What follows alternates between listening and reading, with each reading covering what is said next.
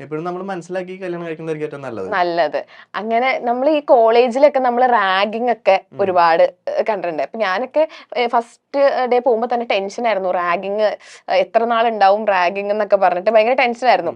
അപ്പൊ റാഗിങ് വഴി അതൊരു പ്രണയത്തിലാവുക, പിന്നെ പ്രണയം വിവാഹത്തിലാവുക, പിന്നെ ഇപ്പൊ അത് ബെറ്റർ ഹാഫ് ആയിട്ട് വീട്ടിലിരിക്കുക, അതൊക്കെ എല്ലാം നമ്മള് ലൈഫായിട്ട് എന്തെങ്കിലും ബന്ധമുണ്ടോ? ലൈഫായിട്ട് വളരെ ബന്ധമുള്ള ഒരു സംഭവമാണ്.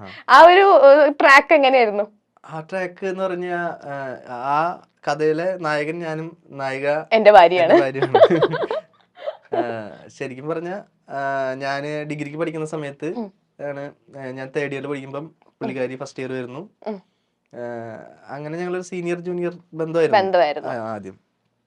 അതും ഈ പറഞ്ഞ ഒരു കഥയൊക്കെ ഉണ്ട്. പക്ഷെ ഞാൻ ആ കഥ പറയുമ്പോ ചിലർക്ക് അത് വിശ്വാസമാവുന്നില്ല. ഞാൻ ആ കഥ ഒരു ഇന്റർവ്യൂല് പറഞ്ഞപ്പോഴേ ഇത് ഉണ്ടാക്കിയ കഥയാന്ന് പറഞ്ഞു. അപ്പൊ പിന്നെ ഞാനിനി അത് പറയാം. ആൾക്കാർക്ക് ഇപ്പൊ എന്താ പറയാൻ പറ്റാത്ത? ആൾക്കാർ എന്തും പറയും.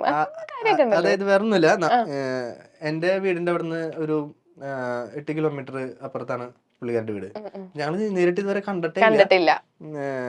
ശരിക്കും പറഞ്ഞ ഞാൻ തേർഡ് ഇയർ ക്രൈസ്റ്റ് കോളേജ് ഇരിങ്ങാലക്കുടയിൽ പഠിക്കുന്ന സമയത്താണ് ഇയാള് വരുന്നത് കോളേജിലേക്ക്. അപ്പം ഇത് വരണേക്കാളും മുമ്പ് ഒരു സംഭവം ഉണ്ട്. ഈ കുട്ടിയുടെ വീടിന്റെ അടുത്ത് തന്നെയാണ് എന്റെ അമ്മയുടെ വീട്, മാപ്രാണെന്ന് പറയും. അപ്പം അവിടെ എനിക്ക് വേറൊരു ഫ്രണ്ട് ഉണ്ട്, അജ്മൽ എന്ന് പറഞ്ഞിട്ട്. പുള്ളിക്കാരൻ എന്റെ അടുത്ത് അന്നേരം നമ്മൾ കോളേജിൽ പഠിക്കുന്ന സമയത്തൊക്കെ അറിയാലോ, ഇങ്ങനെ ചില്ലായിട്ട് നടക്കുന്നു, അത്യാവശ്യം ഇങ്ങനെ കോഴിത്തരൊക്കെ കാണിച്ചിട്ട് നടക്കുന്ന ഒരു വായ നോക്കി നടക്കുന്ന ഒരു സമയം. അപ്പം ഇവൻ അജ്മൽ എൻ്റെ അടുത്ത് പറഞ്ഞു, എടാ ഇങ്ങനെ ഒരു കുട്ടി നമ്മുടെ അവിടെ നിന്ന് വരുന്നുണ്ട്, ശ്രീദേവി എന്നാണ് പേര്. അപ്പൊ അവള് നിനക്ക് പറ്റാണെങ്കിൽ നീ അവളൊന്ന് വളച്ച് കാണിക്കുന്ന പറഞ്ഞു. അങ്ങനെയാണ് ഒരു ബെറ്റൊക്കെ വെച്ച് ഞങ്ങള്. അപ്പം ബെറ്റ് എന്തോ സംതിങ് എന്തോ കറക്റ്റ് എനിക്ക് ഓർമ്മയില്ല, എന്തോ ചെറിയൊരു സംഭവമാണ്, വലിയ കാര്യമായിട്ടല്ല പറയുന്നു. അപ്പം മെയിൻ ഉദ്ദേശം ഇതാണ്, വളച്ച് കാണിക്കും. എനിക്ക് ആ സമയത്ത് ഇങ്ങനെ ഭയങ്കര കോൺഫിഡൻസ് ആയിരുന്നു, ഞാൻ കുറച്ച് ടോപ്പാണ് ചുമ്മാ. അപ്പം അങ്ങനെ നോക്കിയപ്പം ഞാൻ പറഞ്ഞു ഓക്കെ ഞാൻ നോക്കിക്കോളാം, എന്തായാലും നോക്കിയിട്ട് ഞാൻ സെറ്റാക്കും, നീ നോക്കിക്കോ എന്നൊക്കെ പറഞ്ഞ് പുള്ളിക്കാരി വന്നു. പുള്ളിക്കാരി എന്നിട്ട് ഞാൻ ഫസ്റ്റ് കാണുന്നത് ഇതുപോലെ റാഗ് ചെയ്യാനായിട്ട് വിളിക്കുമ്പോഴാണ്.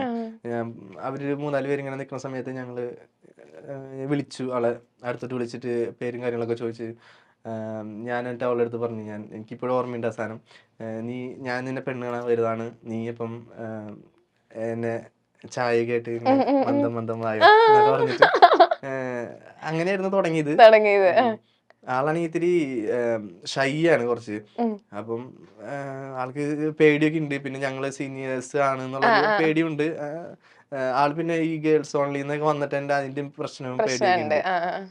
അങ്ങനെ ചായ ഇട്ട് വന്നു. അപ്പൊ പറഞ്ഞു, നീ എന്നിട്ട് മറ്റേ നാണൊക്കെ അഭിനയിക്ക്, നാണൊക്കെ വേണം, ഇങ്ങനെ ഒന്നുകൊണ്ട് നാണത്തില് ഇങ്ങനെ മറ്റേ പതുക്കെ വന്ന് മറ്റേ കാലം കൊണ്ട് മറ്റേ കളൊക്കെ വരച്ച് അതൊക്കെ പറഞ്ഞു.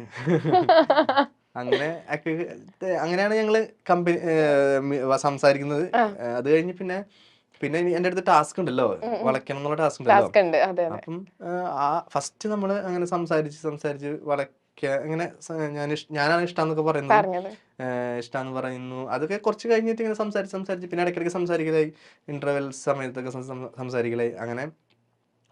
അങ്ങനെ സംസാരിച്ചിട്ടാണ് പതുക്കെ അങ്ങനെ സെറ്റായത്. അത് കഴിഞ്ഞിട്ടാണ് സത്യം പറഞ്ഞാൽ ഞങ്ങൾ സ്നേഹിച്ചു തുടങ്ങിയത്. അതായത് ഇപ്പൊ ഞാൻ ഈ പറഞ്ഞ പോലെ എനിക്ക് ഫസ്റ്റ് കണ്ട് ക്രഷ് അടിച്ചിട്ടോ അല്ലെങ്കിൽ അങ്ങനെയല്ല ശരിക്കും പറഞ്ഞാൽ ഞങ്ങളുടെ പ്രണയം എന്ന് പറഞ്ഞു കഴിഞ്ഞാൽ ഒരു എന്താ പറയാ നേരം പോക്കിൽ തുടങ്ങി, പിന്നെ അത് സീരിയസ് ആയി, പിന്നെ അത് ഭയങ്കര അങ്ങനെ ആയിട്ടാണ് ഇപ്പൊ 3 വർഷം കഴിഞ്ഞു. ഒരു മോനുണ്ട്, ഹർഷവർദ്ധൻ എന്നാണ് പേര്. എത്ര നാളപ്പം സ്നേഹിച്ചിട്ടുണ്ടായിരുന്നു? ഞങ്ങളൊരു 6-7 വർഷത്തോളം സ്നേഹിച്ചിട്ടുണ്ട്. എന്നിട്ട് കല്യാണം കഴിച്ചത്. കല്യാണം ഡേറ്റ് ഫെബ്രുവരി 14-ാം തീയതി. ഫെബ്രുവരി 14-ാം തീയതി വാലന്റൈൻസ് ഡേ അന്നാണ് കല്യാണം. ഓ, ഫെബ്രുവരി 14. ഓക്കെ, അപ്പൊ നമ്മൾ ഒരു ചെറിയ സെഗ്മെന്റിലോട്ട് പോവാണ്. നമ്മൾ ഒരുപാട് വിശേഷങ്ങളൊക്കെ പറഞ്ഞു, നമുക്കൊരു ചെറിയ സെഗ്മെന്റിലോട്ട് പോവാം. ഓക്കെ, അപ്പൊ ഈ സെഗ്മെന്റിന്റെ പേരാണ്, നമ്മൾ ചക്കമ്പക്കം എന്നാണ് ഷോയുടെ പേര്. അപ്പൊ ഈ സെഗ്മെന്റിൽ എന്ന് വെച്ചാൽ ഞാനാണെങ്കിൽ ഇംഗ്ലീഷിൽ കുറച്ച് സീരിയലിന്റെ പേര് പറയും. അത് ഏത് സീരിയലാണെന്ന് ചേട്ടൻ ഐഡന്റിഫൈ ചെയ്യണം. ഇംഗ്ലീഷിൽ ഞാൻ ഇംഗ്ലീഷിൽ പറയും, ചേട്ടൻ ഏതാന്ന് ഐഡന്റിഫൈ ചെയ്താൽ മതി. ഓക്കെ, മലയാളം സീരിയൽ തന്നെയാണോ? ആ. മലയാളം സീരിയൽ തന്നെ. ഏഷ്യാനെറ്റിലെ സീരിയൽ തന്നെയാണ്. ഏഷ്യാനെറ്റിലോ ഏത് ചാനലിലും ഉണ്ടാവാം, അങ്ങനെ. ഏതും. ഓക്കെ, അപ്പൊ ഫസ്റ്റ് ഫാമിലി ലാമ്പ്. ഏത്? Family lamp, Kudumbavilakku. ആ ഓക്കെ, എളുപ്പമായിരുന്നു അല്ലേ? അത് നമ്മുടെ അച്ഛനായിട്ട് ആ പുള്ളി KK മേനോൻ ഉണ്ട് അതില്. ആ. അതെ അതെ. ഓക്കെ, അടുത്തത് my soulful daughter. My my soulful daughter, ഇതൊക്കെ ഭയങ്കര എളുപ്പമാ, എനിക്കറിയാലോ. എന്റെ സോൾഫുൾ ഡോട്ടർ. ഇവിടുന്ന് oh I see me you see you. ആ, എന്റെ മനസ്സ് പുത്രി. ഓക്കെ, അത് തെറ്റിച്ചട്ടോ. ഇതിന് പണിഷ്മെന്റ് കൊടുക്കാലോ. പണിഷ്മെന്റ് കാര്യം ഫസ്റ്റ് പറഞ്ഞിട്ടുണ്ടായിരുന്നില്ല. പണിഷ്മെന്റ് ഉണ്ട്, നമ്മൾ ഏത് തെറ്റിച്ചാലും ഞാൻ ശരിയാക്കിയാണ്. എന്തായാലും പണിഷ്മെന്റ് ഉണ്ട്. ഈ പണിഷ്മെന്റിന്റെ പേരാണ് സ്പോട്ട് റാഗിങ്. ആ, ചേട്ടനാണെങ്കിൽ എനിക്കറിയാം റാഗിങ് വീരനാന്ന് എനിക്കറിയാം. വീരനൊന്നും ഞാൻ പറഞ്ഞിട്ടില്ല. അപ്പൊ എന്നെ റാഗ് ചെയ്യണം. ഞാൻ ജൂനിയർ കുട്ടി, ചേട്ടൻ സീനിയർ ചേട്ടൻ. ഓ, റാഗ് ചെയ്യണം. എന്ത് പറഞ്ഞ റാഗ് ചെയ്യും? ചേട്ടനല്ലേ റാഗിങ് വീരൻ, എന്റെ അടുത്താണ് ചോദിക്കണേ. ഞാനൊക്കെ പണ്ട് പേടിച്ചു നിന്ന് വെച്ചാ. ആണോ? അത് ശരി. അപ്പം ജൂനിയർ ആണ്. ആ, ജൂനിയർ. എന്താ പേര്? മെഹർ. ഏ? മെഹർ. ഒച്ചല് പറ. മെഹർ. മെഹർ. ആ. ഓ, എവിടെന്നാ വരുന്നേ? എറണാകുളം. എറണാകുളം എവിടെ? കലൂര്. കലൂര്. ആ. എന്തിനാ ഇങ്ങോട്ട് വന്നത്? ശരി, പഠിക്കാൻ. പഠിക്കാൻ വന്നാ? ആ. ഓക്കെ, എന്നാ ഞാന് കുറച്ച് കാര്യം പറഞ്ഞു കഴിഞ്ഞാ അതുപോലെ ചെയ്യാൻ പറ്റുമോ? എന്തോ ഒരു കാര്യം പറഞ്ഞ അതുപോലെ ചെയ്യാൻ പറ്റുമോ? ആ. പറ്റുമോ? എന്തേട്ടാ? ഒന്ന് എഴുന്നേറ്റ്. എഴുന്നേൽക്ക്. എണീക്കണോ? ഡാൻസ് കളിക്കാനൊന്നും പറയരുത്. അല്ല, എഴുന്നേൽക്ക്. എന്നിട്ട് ഒറ്റ കാലിൽ നിന്നിട്ടേ, ഒറ്റ കാലിൽ നിനക്കറിയോ? ഒന്ന് നിന്നോട്ടെ, ഒറ്റ കാലിൽ നിന്നോ. എന്നിട്ട് 2 ചാട്ടം അങ്ങോട്ട് ഇങ്ങോട്ട് ചാടി. ചാട്.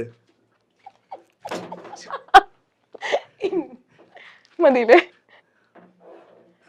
ഞാൻ വേറെ കാര്യം പറയാം. നല്ല പാട്ട് പറഞ്ഞ ആളല്ലേ? എന്തായാലും ഒരു പാട്ട് പാട്. എന്നെ സുഖിപ്പിച്ചോണ്ടൊരു പാട്ട് പാടണം. രാത്രി ശുഭരം. ഇത് കേട്ടാ ഞാൻ എങ്ങനെ ഞാൻ സുഖിക്കുന്ന പറയണേ?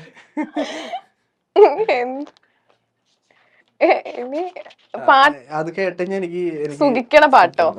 സുഖിക്കണം. കുഞ്ചിയമ്മയ്ക്കഞ്ച് മക്കളാണ്, അഞ്ചാമന പഞ്ചാര കുഞ്ചു. പാടിട്ടുണ്ട് അങ്ങനെ ഏതെങ്കിലും അവിടെ കോളേജിൽ പഠിക്കുമ്പോ?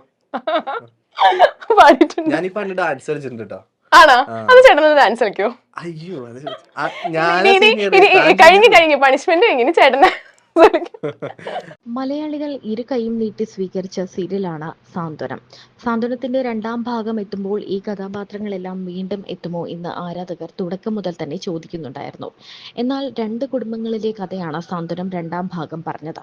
അതുമാത്രമല്ല, സാന്ത്വനം ആദ്യ ഭാഗത്തിൽ 3 നായകന്മാരാണെങ്കിൽ ഇവർക്ക് തുല്യ പ്രാധാന്യമുള്ള മറ്റ് 4 പേർ അടങ്ങുന്നതാണ് ഇപ്പോഴത്തെ സാന്ത്വനം 2ാം ഭാഗം.